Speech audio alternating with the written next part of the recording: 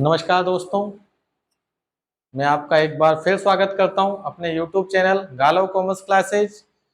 आप अभी मेरे साथ हैं गालव कॉमर्स क्लासेज की ऑनलाइन क्लास 11 अकाउंटेंसी में, जिसमें हमारा टॉपिक चल रहा है फाइनल अकाउंट, अंतिम खाते।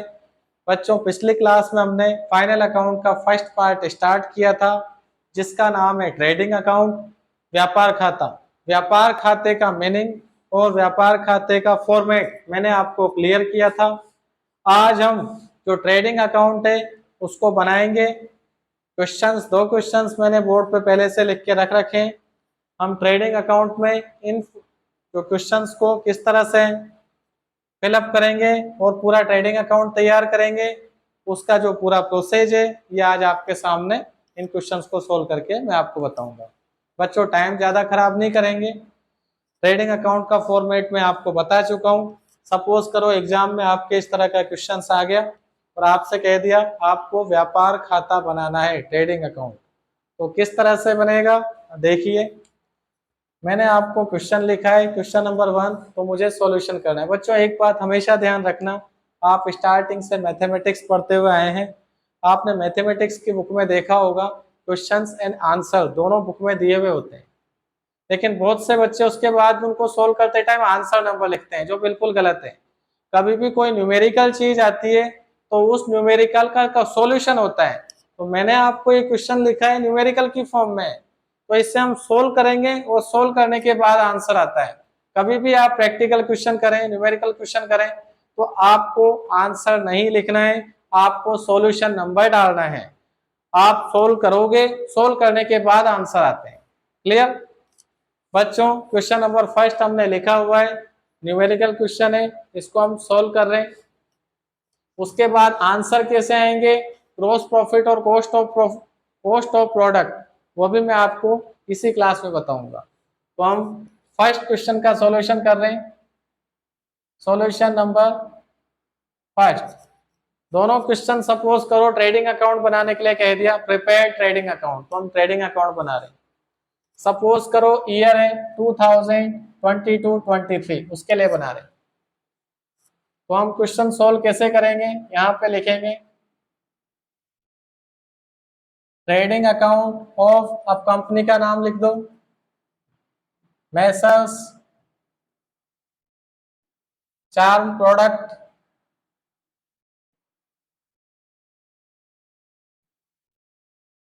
For the year ending 2022-23, 2022-23। बच्चों, हेडिंग लिखना इंपॉर्टेंट है। आपकी आइडेंटिफिकेशन, आपकी जो पहचान है, आपका चेहरा है। सपोज करो आपके शरीर में से आपका चेहरा दिखना बंद हो जाए तो आपको हर कोई नहीं पहचान पाएगा। इसी तरह से हम कोई भी क्वेश्चन सोल्व करते हैं तो उसका सबसे पहले आप हेडिंग लिखें। इस हेडिंग को देखते ही वो भी चेक करने वाला वो आइडेंटिफाई हो जाएगा कि स्टूडेंट कर क्या रहा है, हमें किस चीज का प्रेजेंटेशन कर रहा है। ट्रेडिंग अकाउंट ऑफ, कंपनी का नाम लिख दिया, फॉर द ईयर एंडिंग 2022-23।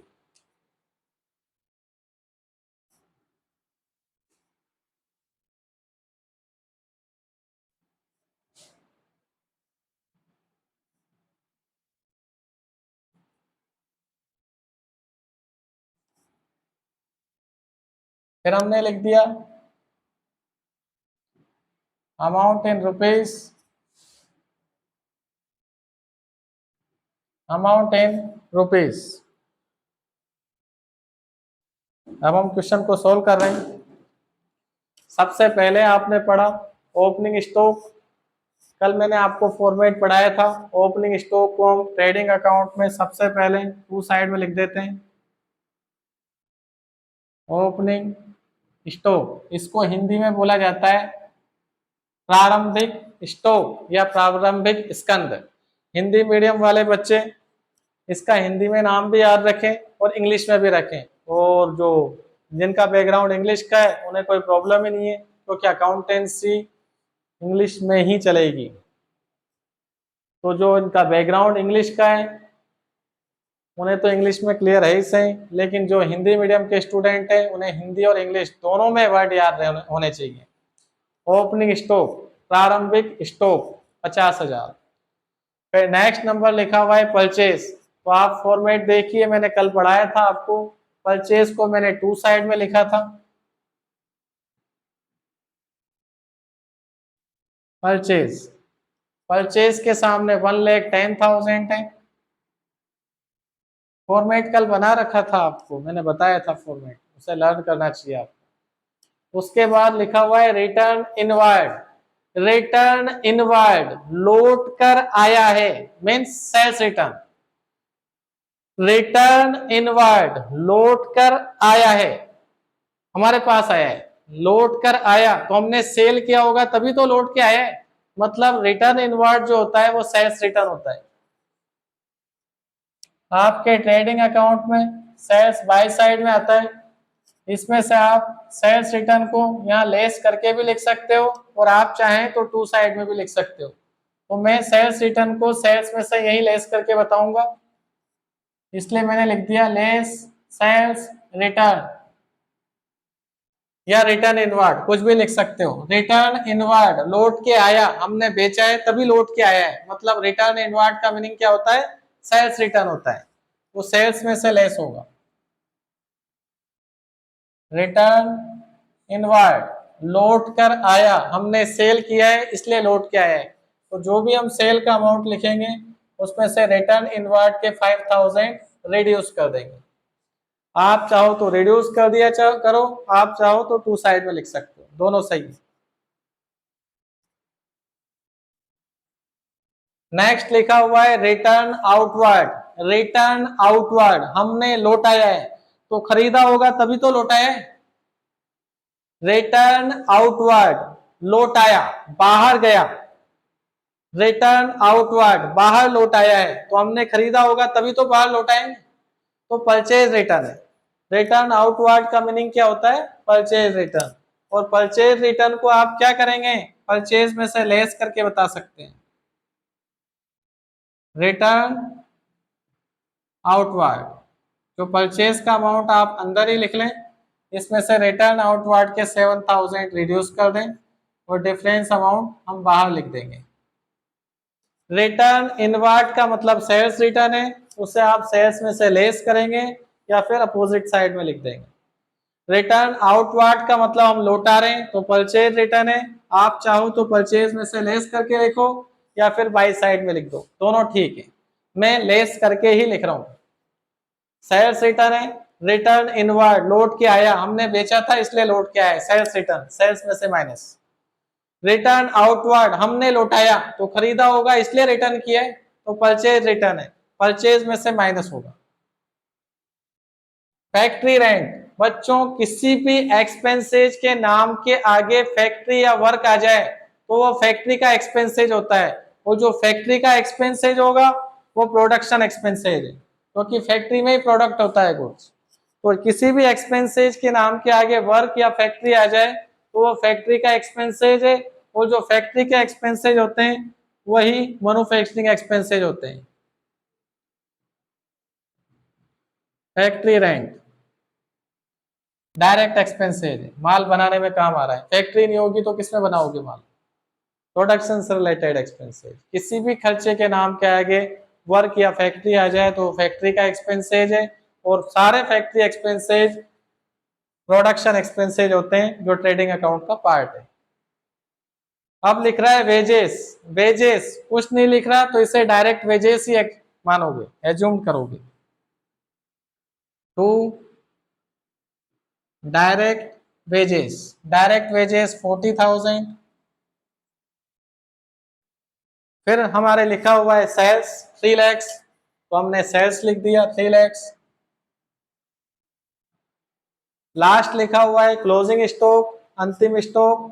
तो ट्रेडिंग अकाउंट में मैंने आपको बताया था क्लोजिंग स्टॉक ट्रेडिंग अकाउंट के बाई साइड में आता है 8,000। सेल्स रिटर्न को आप सेल्स में से लेस करके बता रहे हैं, मैं यही करूंगा। आप चाहो तो अगेंस्ट साइड में लिख सकते थे, बिना लेस करे उधर लिख देते, सही था। मैं सेल्स रिटर्न को सेल्स में से लेस करके और परचेज रिटर्न को परचेज में से माइनस करके बताऊंगा, ठीक है। तो बच्चों ओपनिंग स्टॉक ट्रेडिंग अकाउंट के टू साइड में लिख दिया, परचेज ट्रेडिंग अकाउंट के टू साइड में लिख दिया, मैंने फॉर्मेट बता रखा है आपको। रिटर्न इनवर्ड मतलब लौट के आया, लौट के कब आएगा, जब हमने सेल किया था, तो सेल्स रिटर्न है वो, सेल्स रिटर्न है, सेल्स में से लेस करेंगे, तो सेल्स के कॉलम के नीचे लेस सेल्स रिटर्न लिख दिया। नेक्स्ट रिटर्न आउटवर्ड, लौटाया, हमने लौटाया है तो खरीदा होगा तभी तो लौटा रहे, परचेज रिटर्न, परचेज रिटर्न है, परचेज में से माइनस करके लिख देंगे। बच्चों आप स्टैंडर्ड अकाउंटिंग पढ़ रहे हैं, तो किसी भी चीज को हमें रिड्यूस करना है, माइनस करना है, तो आप उसके आगे माइनस का निशान नहीं लगाएंगे, क्योंकि हम अकाउंट्स पढ़ रहे हैं। आप ब्रैकेट, एक ब्रैकेट लगा दें, अपने आप कॉपी चेक करने वाले को आइडेंटिफाइड हो जाएगा कि ये माइनस कर रहा है, नेगेटिव, माइनस हो गया। Wages, direct wages trading account का पार्ट है, टू साइड में लिख दिया। फैक्ट्री रेंट, किसी भी एक्सपेंसेज के नाम के आगे फैक्ट्री या वर्क आ जाए वो फैक्ट्री एक्सपेंसेज होगा, जो ट्रेडिंग अकाउंट में ही लिखना है। सेल्स ट्रेडिंग अकाउंट के बाई साइड में लिख दिया, क्लोजिंग स्टॉक बाई साइड में लिख दिया। अब हम दोनों साइड का टोटल लगाएंगे। सपोज करो टू साइड में बैलेंस बचता है तो आप इसे ग्रॉस प्रॉफिट लिखेंगे, और अगर बाई साइड में बैलेंस बचेगा तो ग्रॉस लॉस होगा। तो हमने इस साइड का टोटल लगाया, 50 प्लस 103, 153 प्लस 30, 183 प्लस 40, 193, 203, 2032, 223,000 तो डेबिट साइड का टोटल हो रहा है, और क्रेडिट साइड का जो टोटल हो रहा है 285 प्लस 8, 293। तो ज्यादा टोटल बाई साइड में हो रहा है 293, क्रेडिट साइड का टोटल 293,000, डेबिट साइड का टोटल 223,000।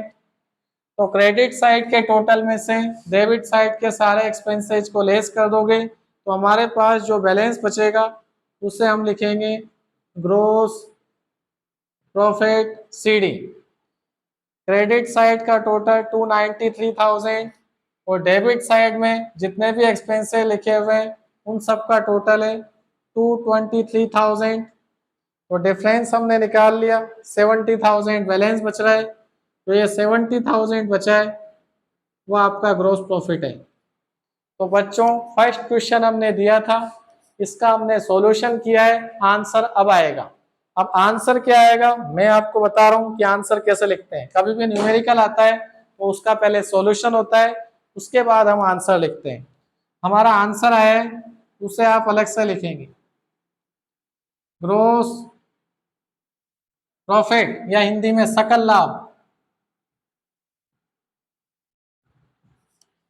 70,000, 70,000 रुपए। बच्चों आपसे ग्रॉस प्रॉफिट भी, ये कॉस्ट ऑफ प्रोडक्शन भी पूछ सकता है, निर्माण की लागत, निर्माण की लागत। तो आपको कुछ नहीं करना है, या तो आप सेल्स में से ग्रॉस प्रॉफिट माइनस कर दें। अब बहुत आगे की चीज बता रहा हूं मैं आपको, सेकंड ईयर कॉस्ट अकाउंटिंग का पार्ट है ये, लेकिन 11th का कॉन्सेप्ट है, यही क्लियर कर देता हूं। ये न्यूमेरिकल, इसका मैंने सॉल्यूशन किया है, सॉल्यूशन करने के बाद आंसर आता है जो मैंने आपको शो कर दिया है, ग्रॉस प्रॉफिट।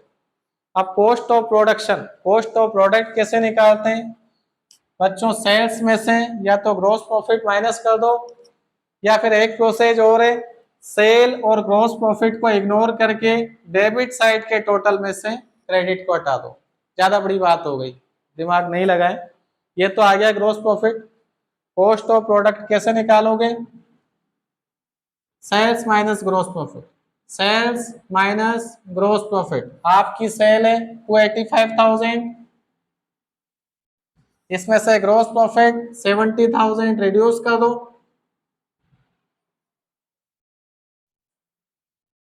2,15,000 रुपए आपके निर्माण की लागत आ गई। बच्चों ये सॉल्यूशन क्वेश्चन था, ये न्यूमेरिकल क्वेश्चन था, उसको हमने सोल्व किया है और सोल्व करने के बाद आंसर आता है। कभी भी हम न्यूमेरिकल का आंसर लिखते हैं, आंसर टीचर कॉपी भी चेक कर देते हैं, मार्क्स भी दे देते हैं, पर क्वेश्चन और आंसर तो आपकी बुक में दे रखा है, आप तो सोल्व करते हो, उनको देखना चाहिए। कभी भी न्यूमेरिकल आएगा आप उसका सॉल्यूशन करेंगे और सोल्व करने के बाद आंसर आते हैं। बच्चों ये क्लास मैंने आपको ट्रेडिंग अकाउंट की प्रैक्टिस कराने के लिए की थी। घर पे दोबारा आप स्टडी करना, इस न्यूमेरिकल को सोल्व करना, और एक क्वेश्चन जो मैंने आपको बोर्ड पे लिखा हुआ है इसकी आप कॉपी कर लेना। इसका सॉल्यूशन मुझे नेक्स्ट क्लास में चाहिए। मुझे मालूम है आप फिजिकली प्रेजेंट तो होंगे ही नहीं, तो आंसर कैसे देंगे, लेकिन आप तैयार करके तो रख सकते हैं। इस क्वेश्चन को मैं बोर्ड पे सोल्व करूंगा और आप अपनी कॉपी को रीचेक करेंगे कि आपका जो सॉल्यूशन हुआ है वो मैंने जो सॉल्यूशन किया है उससे मैच खा रहा है या नहीं खा रहा है, आपका आंसर मेरे अकाउंट के मेरा जो आंसर है उससे मैच खा रहा है नहीं खा रहा। बच्चों आज की क्लास को हम यहीं रखते हैं, कल फिर मिलेंगे, तब तक के लिए जय हिंद जय भारत।